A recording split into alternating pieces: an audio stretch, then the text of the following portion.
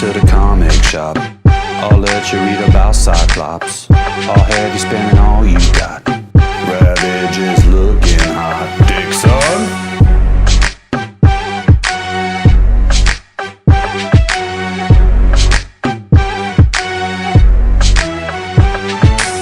All right, the wheels on the bus go round and round one more time. Big Legit back in the house to talk to all you beautiful people out there about comic books that do what? That move the needle. See, if you're just getting up to speed on what's going on in the comic book industry, it's dying. It's dying. It's terrible. We gotta get in there. We gotta do some resuscitation on it. Come on, breathe, breathe. You can live. You can live. Young men all over America need you to live.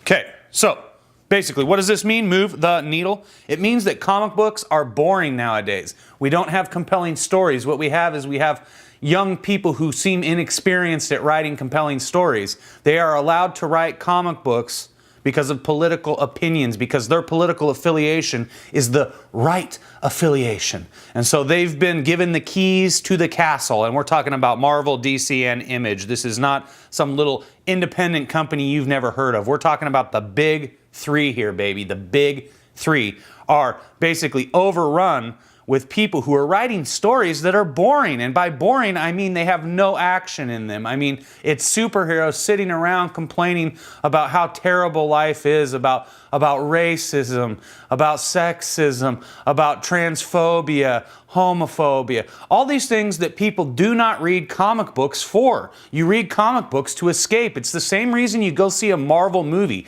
If Thor sat around for 2 hours complaining about the plight of Heimdall in Asgard, would you care? No, of course you wouldn't care, because that's not why you're watching that movie.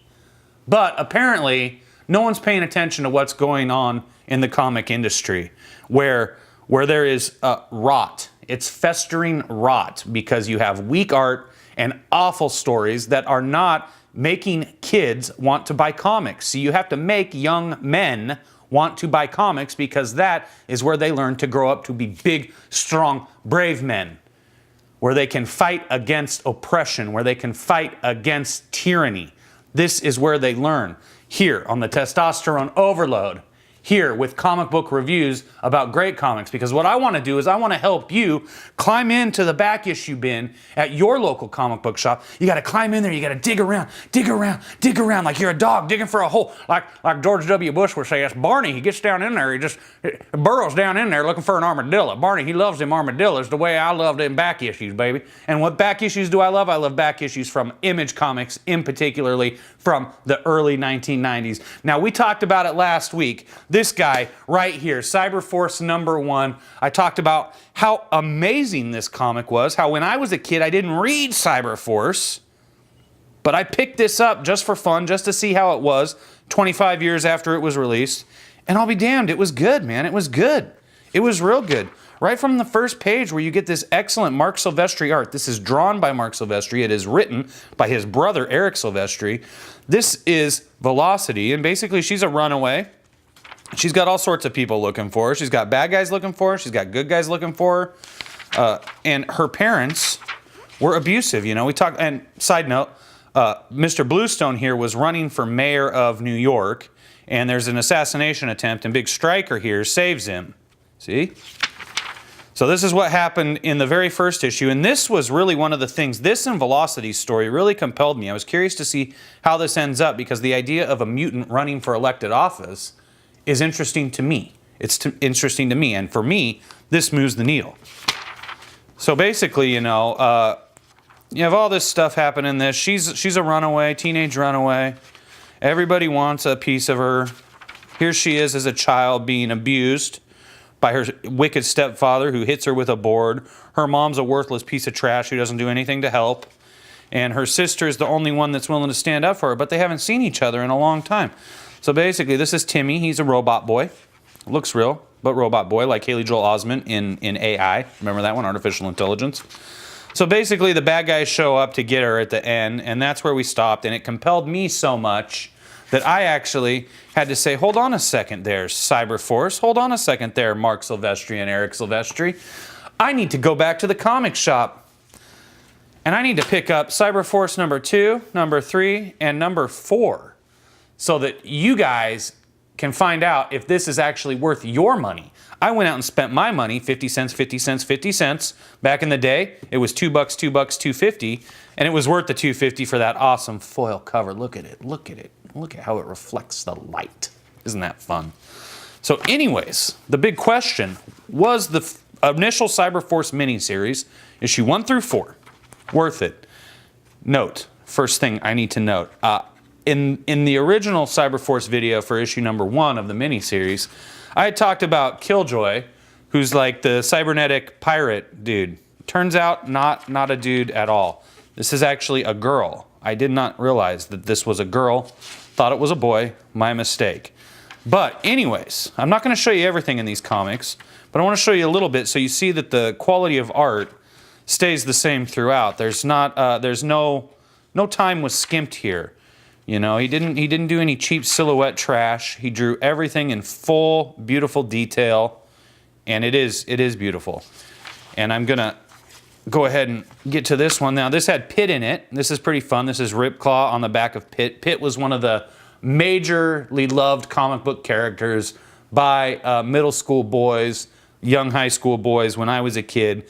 Marred with controversy because Pitt number 1 came out and it took over a year for Pitt number 2 to get out. Dale Keown was the creator and he made $1 million on that first issue, and good for him. So he probably took a much needed sabbatical, and but unfortunately that kind of left Pitt in the past because people actually, believe it or not, fans want comic books each month on time, and if you can't deliver that, then go bi-monthly. And if you can't deliver that, then get out of the damn business, in my opinion. So this, again, Marc Silvestri's art is great. The story continues to be intriguing. Continue to have, just, God, look at it. Isn't that cool? Doesn't that make you want to read comic books, guys? Makes me want to read comic books, I'll tell you that. And this story continues to get more and more interesting as Timmy and Velocity have to try to escape from the bad guys. They're captured by evil Mother May-I. And she's going to hack into Timmy's robot brain and find out all the secrets that he's hidden in there. And the one thing I want to... Oh, there's Pitt right there. Look, there it is. Look at that art. Is that not what you want in a comic book? Compared to the stuff I see in other videos that are on YouTube doing comic book reviews, nothing compares to this. I was so lucky to have been able to grow up on comic books in the early 90s. My goodness, chock full of beauty. So, oh, we are gonna get into this. We are. That's probably next week. So anyways, this story continues to be interesting, continues to ramp up until you get to issue number 4. This is number 4 of 4, Cyberforce number 4 of 4, July of 1993. You know, the pencils continue to be by Marc Silvestri, and the story continues to be by Eric Silvestri, as well it should be. You know, that's why it maintained its level of quality, no doubt. And the story gets more and more intriguing as Velocity and Timmy continue to be held by the Mutant Liberation Society? It's basically the Mutant Liberation Front, but we've changed the word front to something else that I don't recall. So you're kind of talking about like an X-Men type world, but with a little more depth. You know, they take much more advantage of the cybernetic thing. You know, it feels like at Marvel, cybernetics, like this whole metal face guy, Stryker.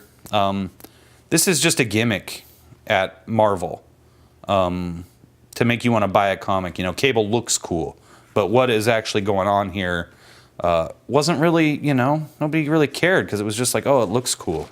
Well, you know, Eric Silvestri actually took the time to make the whole cybernetic thing meaningful in Cyberforce. And I really appreciate that, actually. And I'm not going to give away too much of the plot here because I don't like to do that, because I think you should go buy this comic book and check it out because it is worthwhile to buy this comic book. You are going to enjoy this comic book. And it is worth 50 cents each at my local comic shop. I was able to pick up all of this for $2, and I had a great story. You know, I got to read for, you know, I don't know, what does it take to read this? 90 minutes? and you get a good story. The one thing that disappointed me was it focused a lot on Velocity's story and highlighted who all the people on the team were for the most part. But the one thing that we never really got into, that is the thing that actually hashtag moved the needle for me and made me want to pick up the second issue, other than Velocity, other than Robot Boy Timmy, I love Robot Boys, was Bluestone, who was running for mayor, and they never really get back into the political side. Now, I know it's kind of funny because I said at the beginning that, you know, we talked about comic books and they're becoming politicized. They're poor stories with people, superheroes complaining about the injustices in the world when superheroes actually have the power to change the injustices in the world. Instead, they just sit around eating food, drinking coffee and tea, chai tea, drinking kombucha, and bitching about the world rather than actually doing something to change it. And so that's pathetic. And yet in this, there is a mild political thing. It's not Republican and Democrat. You know, we're not talking about Trump and Obama politics here. We're talking about the politics of a man who's different than you and I running for office and how people want to kill him. And unfortunately, this kind of fell to the wayside as the story continued, and it went more into a conventional sort of story about Velocity and her running away, and young Timmy the Robot Boy having secrets in his head that need to be got by the bad guy, Mother May I, and we have Ripclaw, who's totally awesome. But ultimately, this is worth $2. This is worth $4. You can probably pick these up for $1 each at your local comic book shop and have yourself just a great time reading these. And I would actually say that these are acceptable for someone under the age of 12. I'm not talking a 6-year-old, but you know, a 10-year-old would like these. I didn't see a lot of heavy language in this, as opposed to some other Image books where there's definitely a PG-13 vibe. This was much more open to younger boys, which is great. I always love it when there's comic books for boys under the age of 12, because they need heroes to look up to. A lot of boys don't necessarily have a hero at home. You know, we have a big problem with divorce in this country. And so heroes like Stryker and Ripclaw and Impact and Cyblade and this guy, sorry, don't remember. It's just, he didn't even need to really be in this comic, to be honest with you. He didn't do much. But boys need heroes to look up to, especially if they don't have dads at home. They really need heroes who show them values and morals and the right path to walk, how to be based, so to speak. So pick these up. 1, 2, 3, 4. These definitely did move the needle for me. They moved the needle for a lot of people back in the 1990s. Now, I'm going to keep going here, though, on Marc Silvestri Appreciation Week. Cyberforce 0. Meh. Yeah, this not so much. Art by Walter Simonson. So Marc talks a little bit here about his love of Walter Simonson and how excited he was to team up with him on this comic book.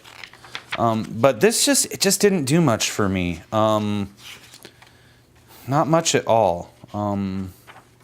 It does kind of reveal some more about other characters that we're going to get into in the ongoing series. And it does give you, like, you know, a basic kind of origin, but just nothing worth writing home about. So save your $1 on this one. Save your 50 cents on Cyberforce 0. You don't need that guy. But I would recommend this. Cyberforce #1 from an ongoing series.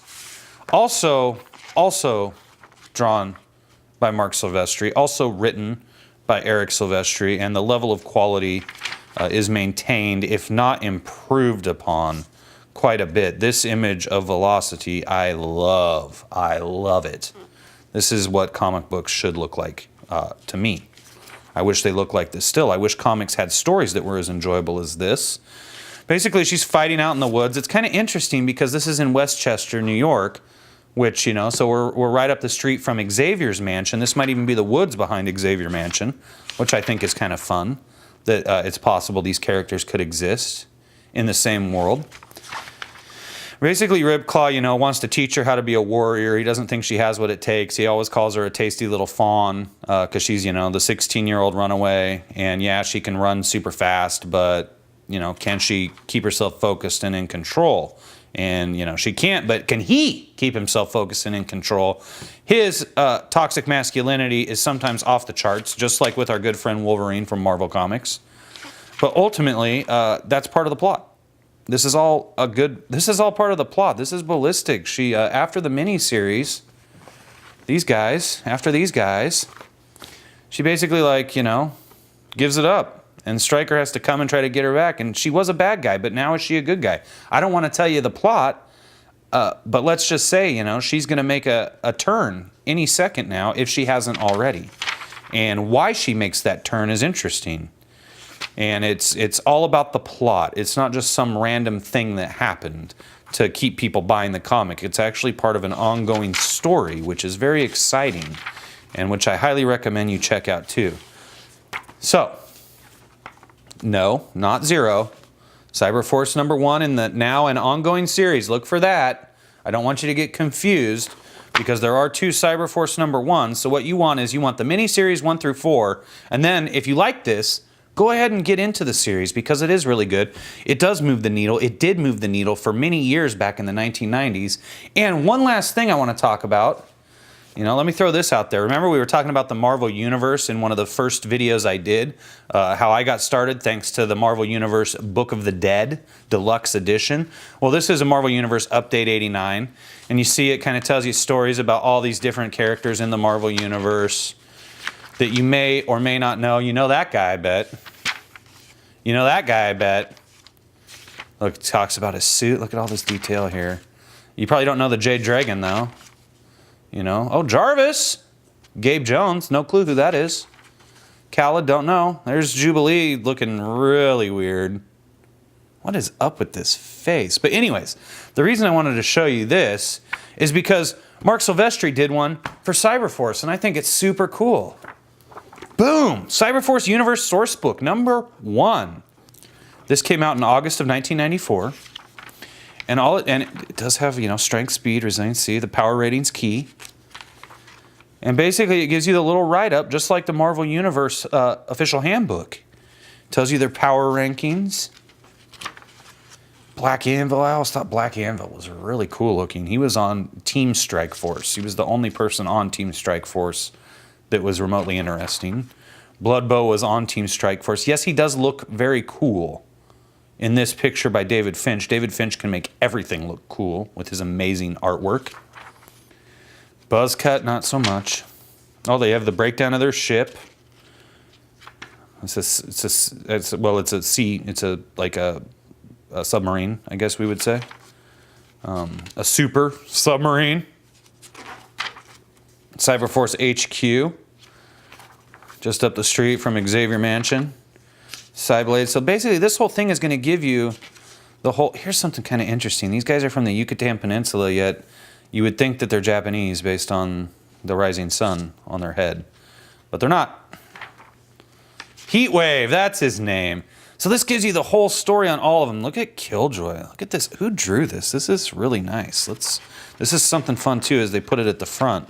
Ben Fernandez and Tyson Wengler are responsible for this beautiful piece of art. And it is. That's very sexy looking, very dark, very mysterious. Kind of a really great... It's almost like Silvestri drawn on black instead of Silvestri drawn on white. And it gives you the whole story of Killjoy, which was actually really neat. Killjoy is a mutant whose body and brain has been cybernetically enhanced to assist her in high-speed traveling and combat. Killjoy is able to run at speeds up in excess of 3,100 miles per hour for extremely short durations before fatigue sets in. She can run tirelessly at speeds under 1,000 miles per hour for up to 3 hours. Killjoy is also highly skilled in hand-to-hand combat and extensively trained in the use of various firearms, all at superhuman speed. So basically, she can fire a gun running 1,000 miles an hour and hit the target, which is incredible. Nothing is known of Killjoy's childhood, but her adolescence has been fairly well documented and can usually be found in the juvenile offender files of various police departments across the U.S. For unknown reasons, Killjoy quickly got in trouble with the law. By the time she was 15, she had already been arrested for armed robbery, home evasion, auto theft, aggravated battery, and reckless homicide. She dropped out of high school, had a baby, got married, divorced, and spent the next few years drifting in and out of detention centers, correctional facilities, welfare hotels and hospital emergency rooms. She was once diagnosed as suffering from chronic drug abuse, attention deficit disorder, and antisocial personality disorders. In 1982, after a failed robbery attempt at a subsequent high-speed chase through the streets of New York City, Killjoy was hit by a large tanker truck. Even though she was moving quite fast at the time, she could not escape the searing heat of exploding gases that left her in constant pain for months thereafter and horribly disfigured for the rest of her life. That's when she heard about cyberdata and what they could do, make her the deadliest woman in the world. Since that fateful day, she has risen through the ranks to become the cold, ruthless, predatory leader of the Shocks and one of the deadliest adversaries Cyberforce has ever encountered. So you get a great write-up with beautiful art, and you get to learn, look at that sexy art by J. Scott Campbell. Man, sexier than Tiger Lily. Mother May I, that's beautiful too. Really great. I love the coloring on this. I just want to know. Drew maybe did the coloring. Let's find out who did Mother May I. Scott Clark, Troy Hubbs, and Drew. It's just Drew. Man, I want to know who's Drew. Drew, you do really great coloring, man. Really great. I really like it. I really like your light glinting off of her body. It's really, really well done. Really subtle. Really makes her feel alive. It's really great. So anyways, you get awesome stories in here. Rip Claw, look at that's Greg Capullo drew that of Spawn fame. So anyways, I highly recommend you go ahead and take $5 down to your local comic book shop, get into those back issues, and find all this awesome Cyberforce stuff, because you're going to be so happy if you do. It's going to give you, half a day of entertainment, which, I don't know if you can get that for $5 anywhere outside of comic books. So that's it. Another awesome review for you. Hopefully this will help you get some good stories so you don't have to spend $4 and $5 per issue on new issues that don't move the needle. Here you can have some fun. You don't have to worry about, all of the problems, all of the perceived problems that you're told exist in the world that really are very minimal compared to all of the real problems in the world. I know that when you buy a comic book, you want escapism entertainment, and Cyberforce is going to give you that, and it's going to give you that in spades. So check it out. If you love Cyberforce and you collected this, please tell me how many issues you bought before you got burnt out and were ready to move on to something else. Because right now, I am 6 issues in with number 0, and I'm having a great time with it, and I want to go pick up, another 5 or 6 issues. And basically what I'm interested in is reading this as long as it's written by Eric Silvestri. Once he leaves, we'll see what happens. And that sometimes is the fate of comic books. They have the initial writer dips out because you can only write it so many times, I guess. Unless you're Todd McFarlane and Eric Larson, who can just go forever, which is amazing. You get tired and you get out, and then you get a new writer in there, and he doesn't really have much of a vision for the characters or the series. And so it starts to kind of become stagnant, and you get bored, and you move on to another comic. But I'm guaranteeing you right now, if you got $5, check out Cyberforce at your local comic shop in the back issue bins. Tell me in the comments below how many issues of Cyberforce you own. Please like, please subscribe. If you want to talk to me on Twitter, you can do that. It's at Left Hand Legit. I'll see y'all next time for another great comic book review on Testosterone Overload. Peace.